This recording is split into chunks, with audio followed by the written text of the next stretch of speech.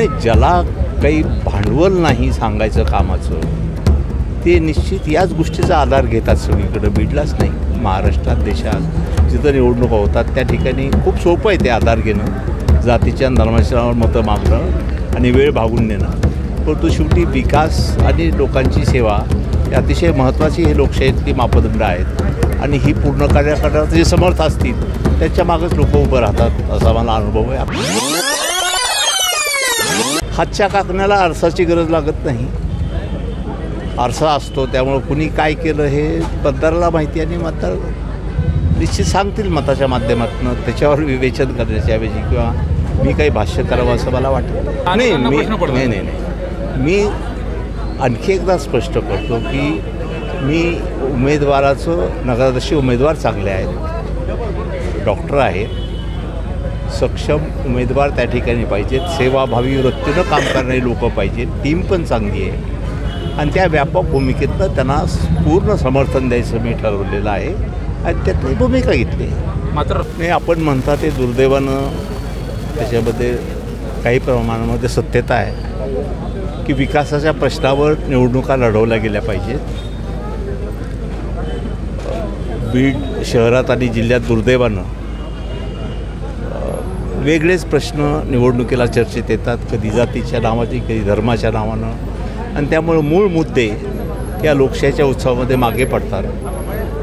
परंतु शहरातला मतदार जाणकार मतदार आहे, निवड करताना निश्चित सगळ्याची पार्श्वभूमी पक्षाची, उमेदवाराची ती पाहून योग्य निवड करतील असा मला विश्वास आहे. कारण शेवटी नगरपरिषद परिस्थिती आर्थिकदृष्ट्या जेमतेम आहे, खूप उत्पन्नाचे साधनं मर्यादित आहेत, उत्पन्न कमी आणि खर्च जास्त आहे आणि ह्या सगळ्या चौकटीमध्ये तो शहरातल्या अनेक योजना पुढे न्यायच्या असतील तर राज्याच्या केंद्राच्या सहकार्याची नितांत गरज आहे आणि ती साखळी टेकवण्याकरता निश्चित विश्वास आहे मला की यावेळेस चालाक्ष मतदार योग्य निर्णय घेतील.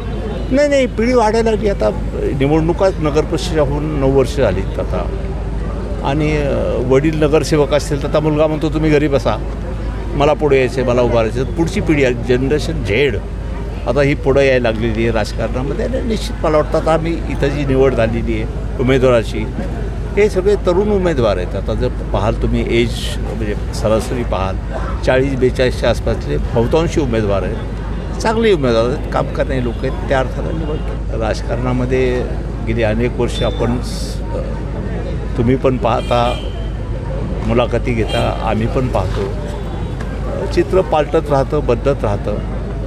प्रत्येकाला आपला पक्ष पुढं न्यायचा, उमेदवाराला मतं मागायचा आणि विस्तार करायचा तो लोकशाहीमध्ये अधिकार आहे. त्या दृष्टीनं स्पर्धा आहे प्रत्येक क्षेत्रामध्ये. या ठिकाणी स्पर्धा जास्त पाहायला आपल्याला भेटते या निवडणुकीच्या निमित्तानं. हे पण जशा जशा निवडणुका खाली जातात, ग्रामपंचायतपर्यंत, नगरपरिषद, याच्यामध्ये इच्छुकाची संख्या खूप असते, अनेक पक्ष असतात.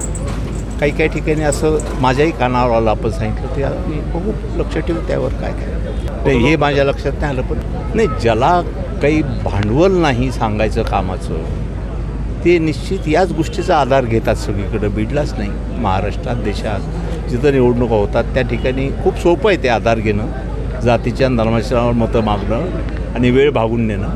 परंतु शेवटी विकास आणि लोकांची सेवा हे अतिशय महत्त्वाची हे लोकशाहीतली मापदंड आहेत आणि ही पूर्ण करण्याकरता जे समर्थ असतील त्याच्या मागच लोक उभं राहतात असा मला अनुभव आहे. आपल्याला अनेक वर्षापासून नाही, याची चर्चा अनेक वेळा अनेक ठिकाणी या स्वरूपाची मी ऐकलेली आहे. पण वास्तव असं आहे की राजकारणामध्ये कुणी वैरी नाहीत, बांधाला बांध आमचा कुणाचाच नाही आहे आणि त्यामुळं राजकीय भूमिका वेगळ्या असू शकतात, मतभेद असू शकतात, पण मनभेद कधीच ठेवलेले नाहीत. मागच्या पिढीने तर ठेवले नाहीत. दुर्दैवानं पुढच्या पिढीमध्ये ते संक्रमण झालेलं आहे की मतभेद असावेत परंतु मनभेद पण आणि शत्रुत्वाची भावना ही राजकारणामध्ये जोपासली जावी नव्हे, ही महाराष्ट्राची संस्कृती आहे आणि त्याप्रमाणे आम्ही आत्तापर्यंत राहत आलो आणि पुढे त्याच मार्गाने.